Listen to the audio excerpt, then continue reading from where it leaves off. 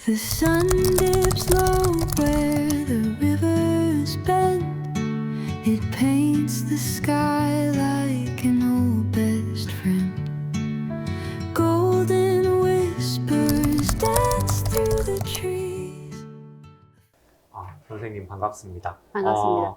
먼저 우리 애청자분들에게 소개 좀 부탁드리겠습니다. 네. 안녕하세요. 반갑습니다. 저는 감남골 작은학교 지역아동센터에서 센터장으로 일하고 있는 이춘희라고 합니다. 반갑습니다.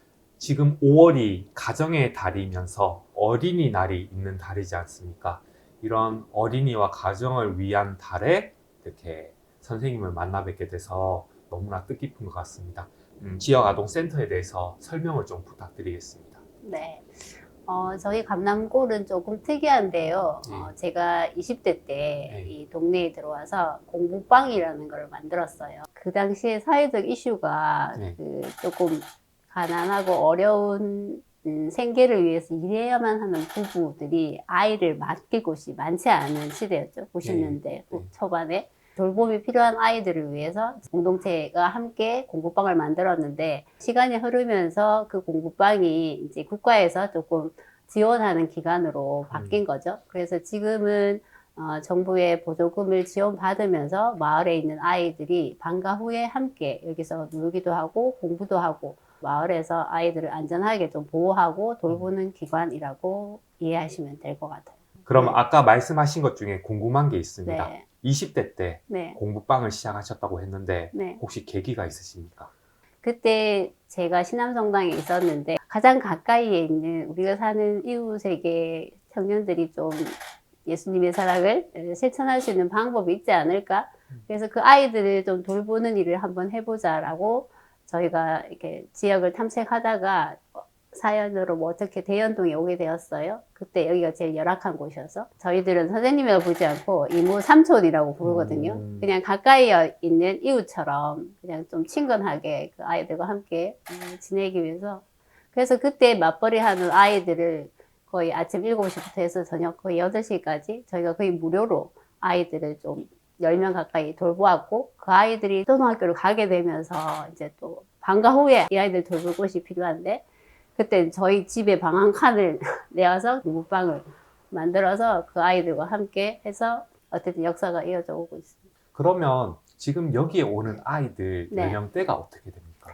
현재는 초등학교 1학년부터 해서 지금은 고3까지 있습니다. 고3까지? 네네. 아이들이 지금도 대상이 좀 경제적으로 어려운 아이들이 오는 거죠? 초반기에는 좀 그런 아이들을 집중적으로 봐야만 했고, 현재는 조금 마을에 맞벌이의 일반 가구 아이들도 함께 이 공간을 좀 이용하도록 열려 있었고요. 마을에도 방학 때 아이들 돌볼 공간이 없잖아요. 아이들을 위해서 이제 틈새 돌봄이라고 해서 그 틈새를 이용해서 이제 필요할 때 이 공간을 조금 이용할 수 있도록 그렇게 열려져 있다고 보시면 돼요. 여기에 이제 정부 보조금은 여기 인건비 정도의 지원이고, 아이들에게 좀 더 이렇게 다양한 프로그램과 공동체 경험을 제공할 수 있어서 나머지 아이들과 함께하는 다양한 프로그램과 그런 활동을 하기 위해서는 저희가 후원을 계속 마련해야 되거든요. 이게 후원금으로 운영이 된다라는 얘기는 이게 안정적인 게 아니잖아요. 언제 끊길지 모르고. 근데 국가에서는 인건비만 지원을 해준다라는 게 저는 너무 충격적이고 다 지원해 주는 줄 알았거든요. 아니요. 그 운영비라는 게 최소의 운영비인 거예요. 예를 들면 전기세, 뭐 난방비 이런 거요. 그래서 그 운영비가 따져보면 한 달에 그냥 100 얼마 정도 받게 되지 않아요. 그러니까 통상 경비죠. 오랫동안 처음부터 지금까지 저희가 자랑하는 게 그 함께 자고 하는 여름 캠프가 아이들에게도 제일 인기 있는, 좋아하는 시간이기도 합니다. 그래요? 방금 말씀이 나오셔서 여쭤보고 싶은데 감나무골 학교에서 하는 여러 가지 프로그램을 여쭤보고 싶었거든요. 근데 방금 캠프가 가장 아이들이 좋아한다고 하셨잖아요. 혹시 조금만 자세히 설명을 해주실 수 있으실까요?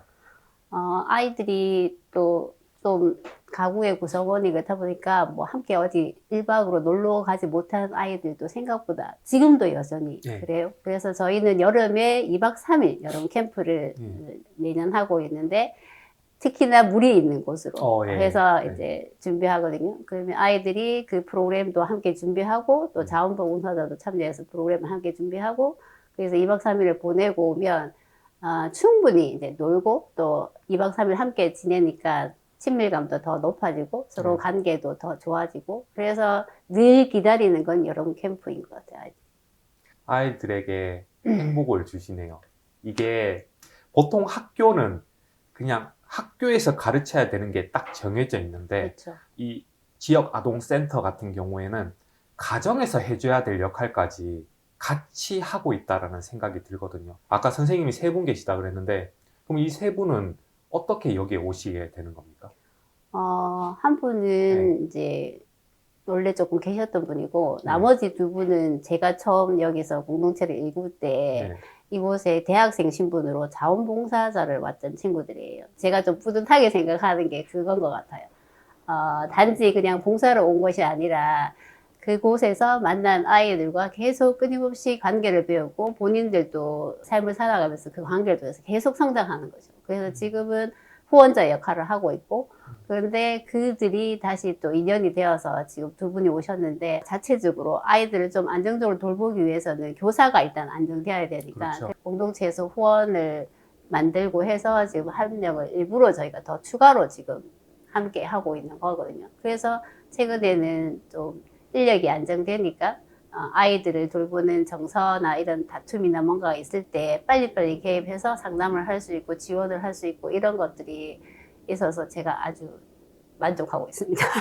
다행입니다. 20대부터 지금까지 이렇게 계속 그 꿈을 이뤄나가고 계시는데 혹시 그때부터 지금까지 이어지고 있는 목표가 있으십니까? 요즘은 계속 개인화되고 개인주의화 되잖아요. 세상도 그렇고. 계속 제가 신앙을 통해서 배운 것도 그렇고 어쨌든 좀 더불어 살아가야 되고 공동체 속에서 함께 협력하면서 나누면서 섬기면서 살아가야 된다는 마음이 저에게 있는데 이곳에서 좀 함께하는 좋은 어른들과 좀 그런 경험을 충분히 해서 좀 그 뿌리가 좀 단단해져서 조금 커서 힘들더라도 이때의 경험이 이 아이를 좀 더 다시 원래대로 돌아오게 하는 어떤 그런 한 자락이 될 수 있을 거라는 생각이 계속 들거든요. 그런 마음으로 계속 유지하고 있는 것 같아요. 그 목표를 향해서 너무나 잘 걸어가고 계신 것 같습니다. 지금 감나무골 학교 공부빵부터 시작했다고 봤을 때 몇 년 됐습니까? 지금 35년 가까이. 35년 가까이요. 네. 와, 진짜 오랫동안 하고 계시는데 그 오랜 시기를 보내시면서 혹시 가장 기억에 남는 학생이라든지 혹은 에피소드가 있을까요? 제가 지금도 품고 있는 것 중에 한 아이가 있는데 이제 아이를 데리고 바깥에 함께자기라고 프로그램을 갔는데 활동 다 마치고 다 세우고 아침에 이제 혼자 조금 시간을 보내고 싶어서 일어나서 이제 혼자 조용히 나와서 산책을 시작했거든요. 근데 어느 쯤인가 갑자기 뒤에서 뭔 소리가 들려서 딱 보니까 누가 따라오는 것 같아요. 그래갖고는 모른 척하고 올라갔는데 이제 어느 정도 지점에서 돌아올 때 마주쳐가지고 이렇게 아는 척하면서 이제 같이 내려왔어요. 그때 제가 받았던 느낌이 제가 이 아이들을 동행한다라는 마음으로 살고 있었는데 그때 그 아이의 저를 따라오는 그 느낌이 저 아이가 나를 동행하고 있구나 이런 마음이 드는 거예요. 어쨌든 아이를 통해서 하나님께서 이곳을 동행하고 있다 그런 느낌이 있어서 그 아이가 늘 지금 제 마음에 있습니다. 조금 전에 이야기를 하시면서 하느님에 대한 이야기를 잠깐 하셨는데 그 선생님으로서 20대부터 이렇게 해오신 것도 있지만 이미 그때부터 신자셨잖아요. 신앙생활이 지금 이 일을 해 나가는데 혹시 어떤 영향을 끼치고 있나요? 당연히 제가 이 삶을 선택한 거는 신앙에서 출발했고요. 계속 생각하고 있는 거. 나는 어떤 사람이 되어야 되지? 나는 어떻게 사는 것이 하늘 보시기에 아름다운 삶이지? 이런 고민을 조금 하면서 계속 살았던 것 같아요.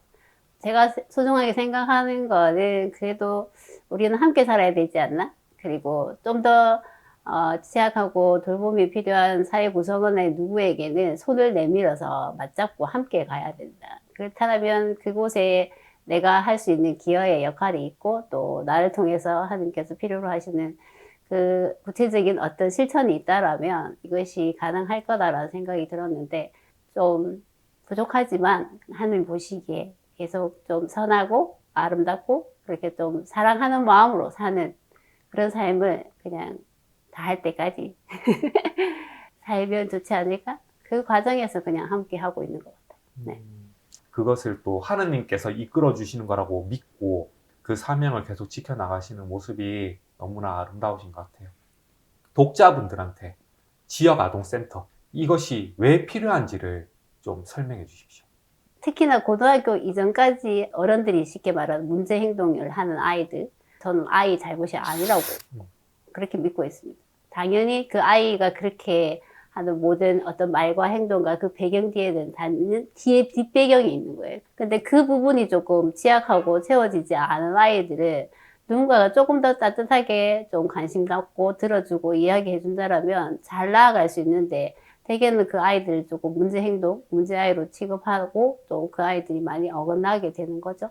최근에 저희 찾아온 자원봉사자 했던 친구가 변호사가 되어 찾아와서 저에게 하는 말이 너무 안타까운 게 자기가 뭔가를 도와주고 싶은데 정말 그 아이 옆에 아무도 없다. 단 한 명도 이 아이를 위해서 탄원서 하나 써줄 사람이 없다. 라고 말하는 아이들이 너무 안타깝다고 하더라고요.